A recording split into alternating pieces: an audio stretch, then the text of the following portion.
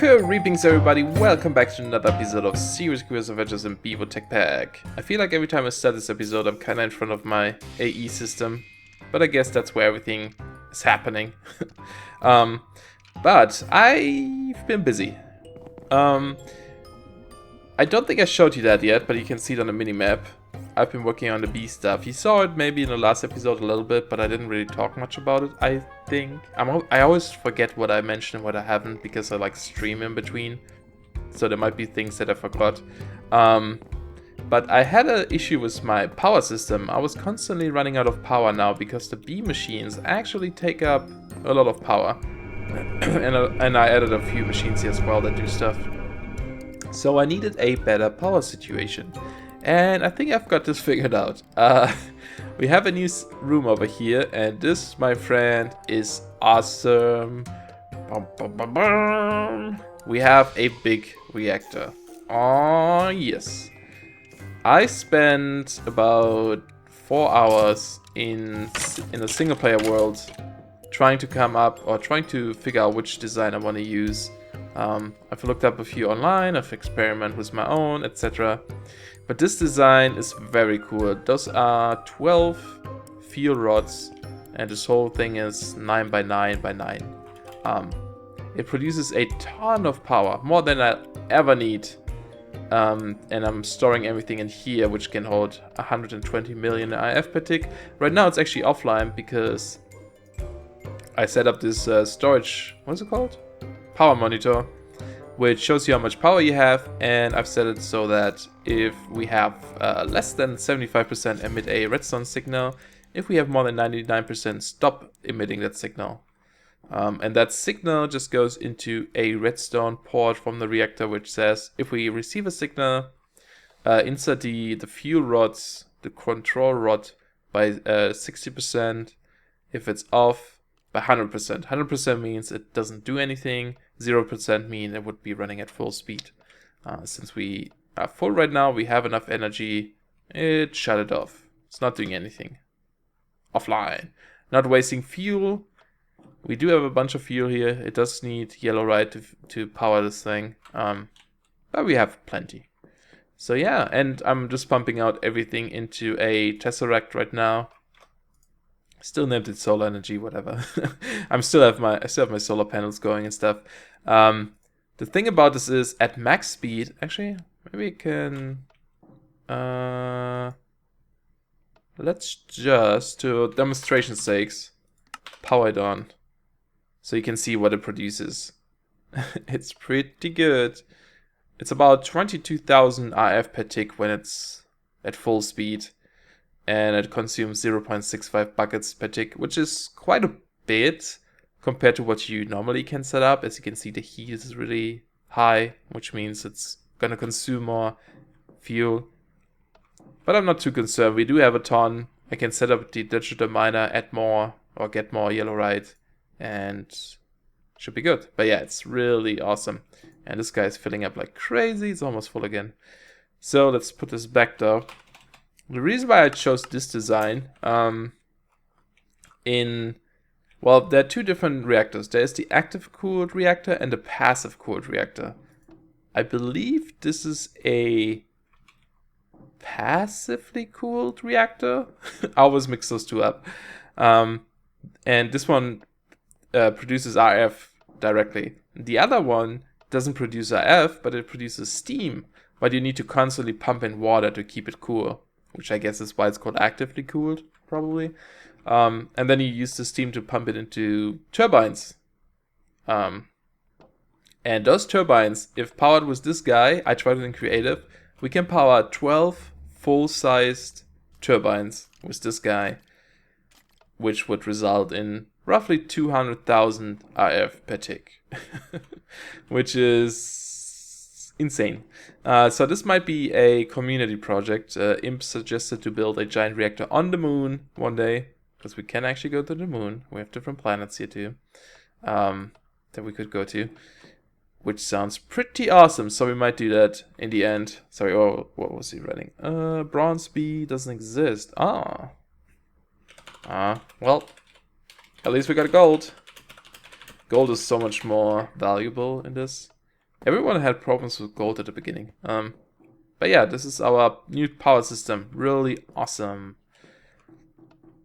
This, guys. There are some mods in this pack. Is there a torch below here? Or is that me? Oh, there's water dripping down. I was like, where are the particles coming from?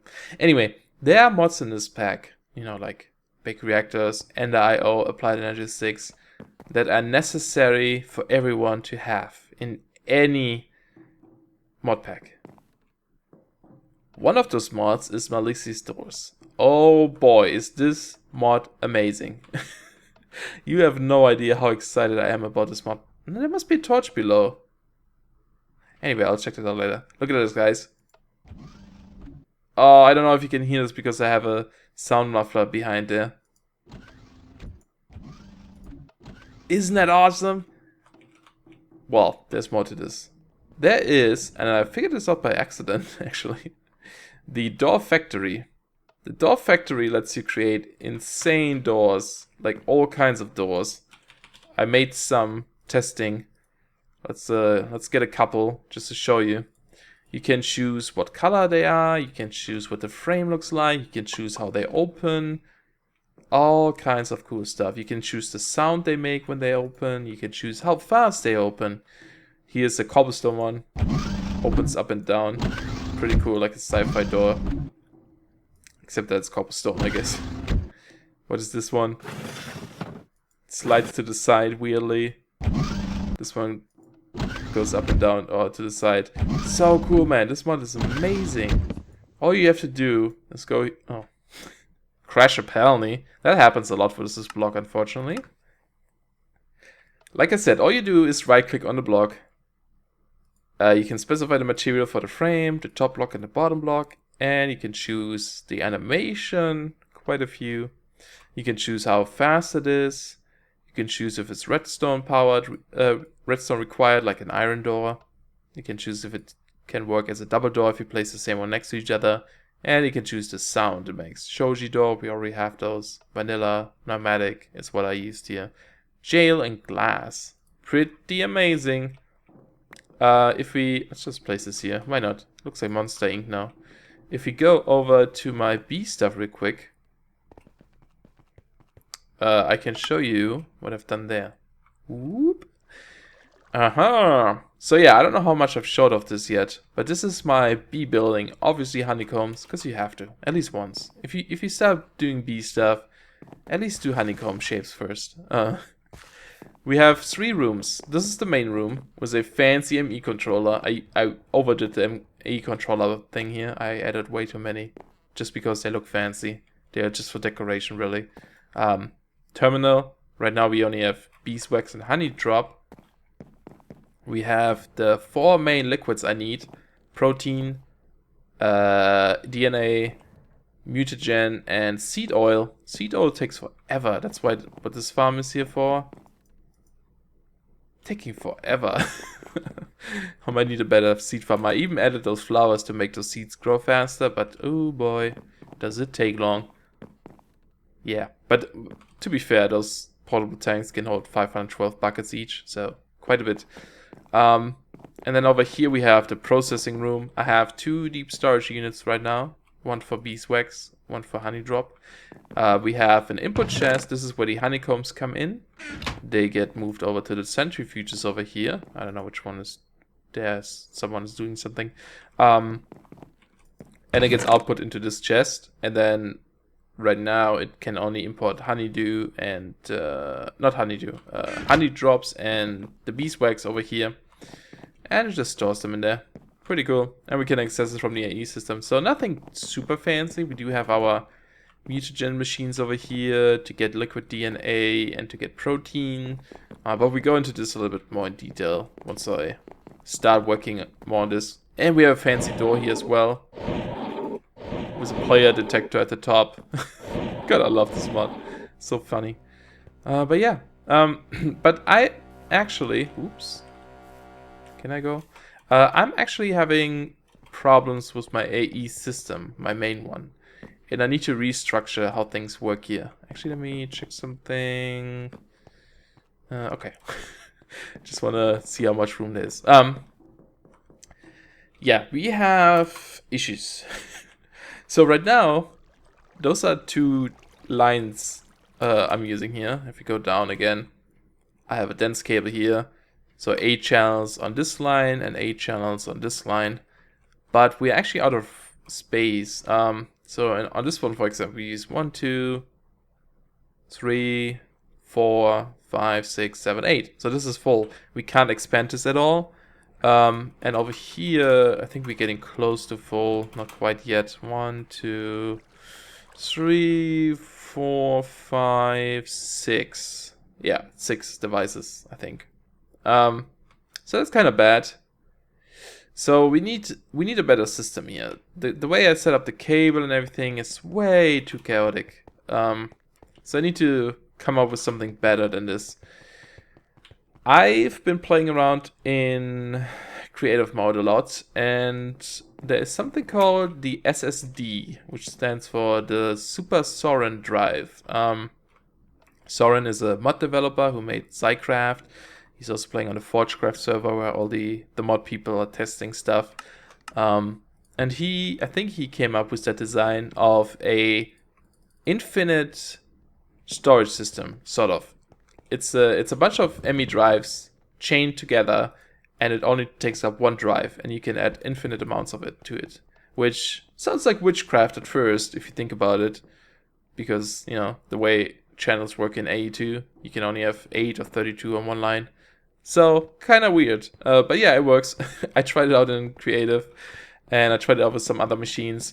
So we will probably switch to my creative world real quick, and I will show you what I've done and try to explain how it works. Alright guys, we are now in a creative world, and you can see some shenanigans that I've been doing here. Testing things, big reactors, all kinds of stuff. But we will be focusing on this over here. Haha. So I did set up an example to show you how that Super Soaryn Drive sort of works. At least the way I understand it. I to be honest, I don't fully understand it yet. But I think you just have to go with that's a mechanic in an AE2, and it just works like that. So what does it do? Here we have 3 drives on each side. So these are 6, 12, 18. 18 drives in total, right? If we go ahead and connect this and connect all drives in a row like this, it won't obviously connect all of them. As you can see, we have those 6 are active, and then 2 of those, because we can only send 8 channels through this normal smart cable. If we would be using a dense cable throughout this line and then just branch off, then yes, we could connect more than what we have here. We could connect 32 drives onto one line. Now, the thing about I call it SSD now for short.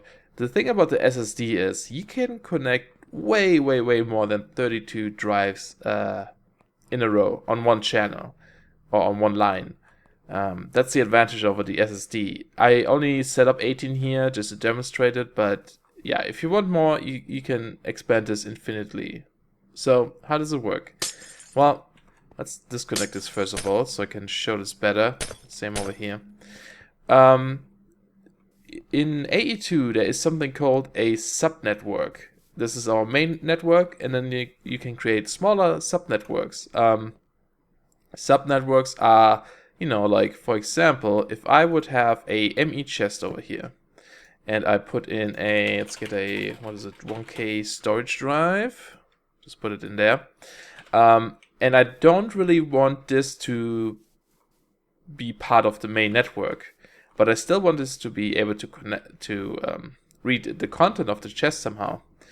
Well, if you would use a normal cable, let's just use the normal one and connect it, obviously now it's part of this. I can open this chest, I can put in something, let's get a stack of crafting CPUs, whatever, and I can read this in here.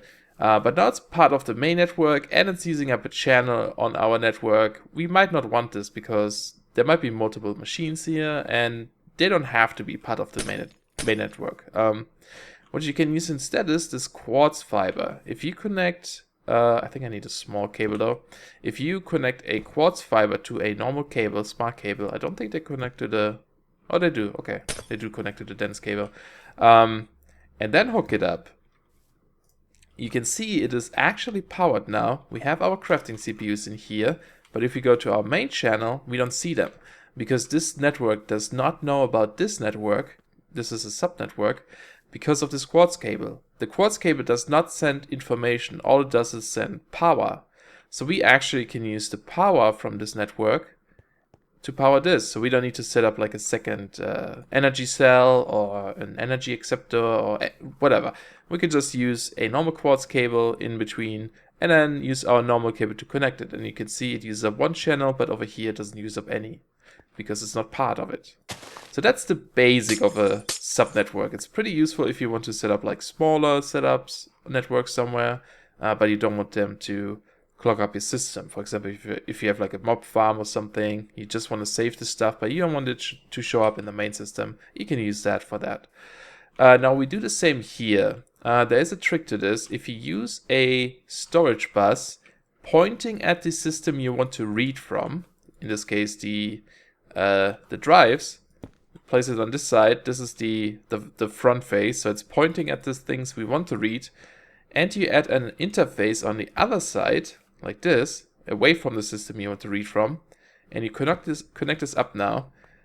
This sort of creates a subnetwork too. But right now you can see we don't have power. They don't have any energy here because those interfaces don't actually, like the storage interface command doesn't actually transfer power itself. So we do need a second line just for energy, or again, we could, like add a custom energy system here, but that will be tedious if you have so many different networks. What you can do now is if you use a different colored cable and run this over the top here, it doesn't actually connect with the main one, right? Because two different colors in this don't connect. And then you use the quartz cable again to connect to the main one, which means only send power, but don't send any information through this cable. So you can see there are no channels occupied. All this cable here does is take power from the main network and send it over to this network, okay? And now you can see on this channel, we actually use seven channels here. 7 lights are lit. That's because we have 6 drives and we have an interface on the system. So those are 7 channels. If you look on the other side, we only have 1. But if you look in the ME interface now, there are items in here. Where are they coming from? Well, they are in this, in this drive over here. So it can read the system because of the storage bus. What the storage bus does is, if you connect it to an interface, to an inventory, it just reads its content and shows it to you. But it doesn't take up channels because it's its own subnetwork. All it does is take power from our main network. Now, if we connect this to this, obviously, again, nothing happens, and we have a problem here because we use way more than 8 channels now, and the whole system crashes. So what we do now is, again, we want to expand to this direction, so we take our storage bus facing this way, take our interface facing the other way, connect it. Right now nothing happens because it doesn't have power, so we just keep going with our line here, our power line, and give it power. And suddenly, it is connected.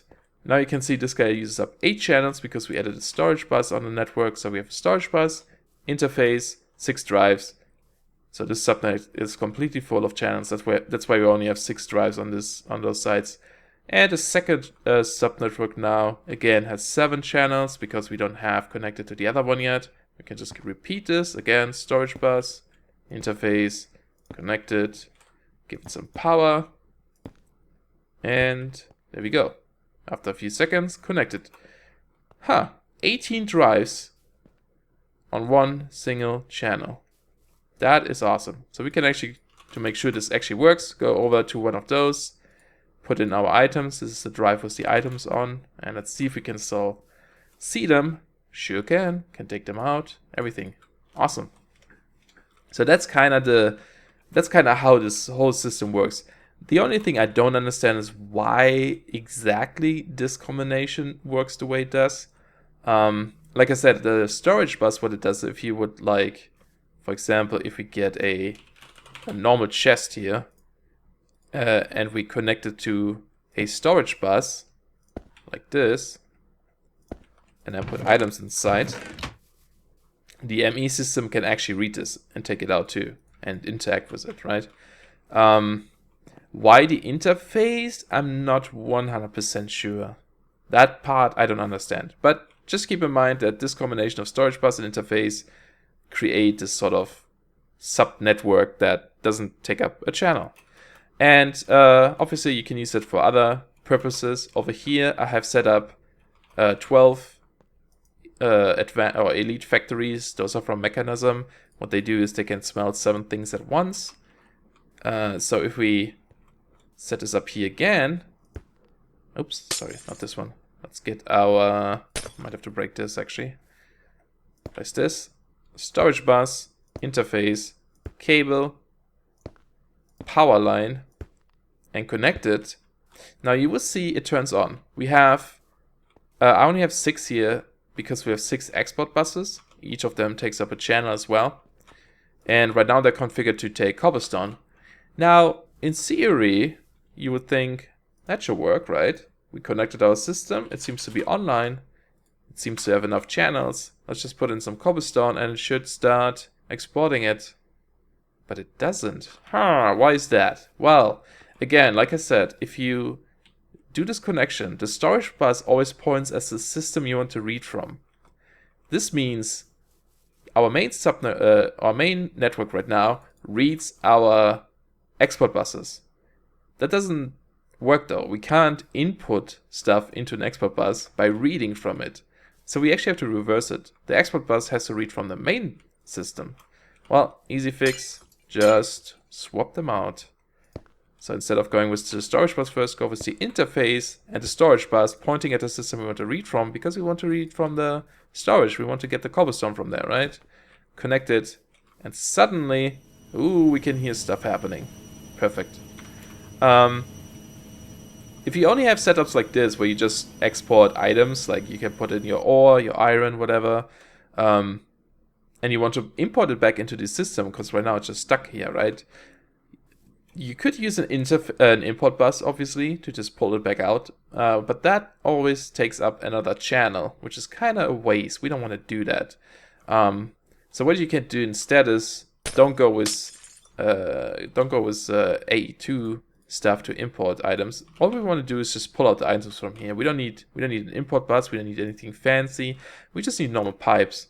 So what I like to do is just use a regular interface, not the flat version.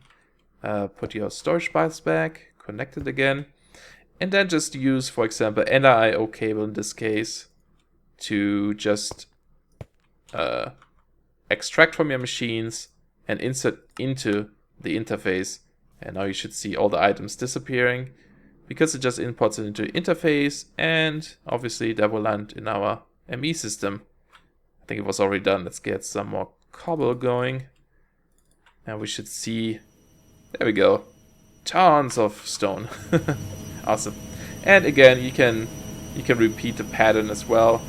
If we, let's break this again, put an interface, storage bus, cable, just make sure you keep expanding this. Here you need to be careful though. As you can see, this is actually connecting to the interface now, and suddenly creates a weird mess. If I connect this now, it's actually using up more channel than we want, as you can see. There is something in AE2 that prevents you from cable from connecting cable to things. It's a cable anchor, very cheap to make. Just some ingot and a nether quartz cutting knife gives you 3. If you place it on something, it makes sure that those things don't connect. There we go, all fine again. Only sends through power. And our machine should be working again once more. Let's try this out again. Can actually, let's see, cobble. I know you can do those weird infinite stacks. No, that doesn't work. Let's just get a bunch. I want to see this system work. Doing the work. Look at that. Crazy. And those obviously are working too. And then again, just import into your system like so. Insert You can use any cable you want really to export. You can use the mechanism cable if you want. It doesn't really matter. But that way you save up channels. You don't need to import buses. And yeah, there we go. Really fast way of, you know, doing things. There's one downside to those channels. Sometimes you want to add an interface with a pattern to craft. Well, unfortunately this doesn't work. You cannot have a pattern in here, for example, in your subnetwork, and have the main network read from it and use it as a crafting recipe. Unfortunately, that doesn't work. You can craft within your subnetwork, so maybe you can set up something there, but yeah, you can't read from the main network. So for that, I would suggest probably add like a second line here with 32 channels and just connect your 32 processing machines directly to the cable.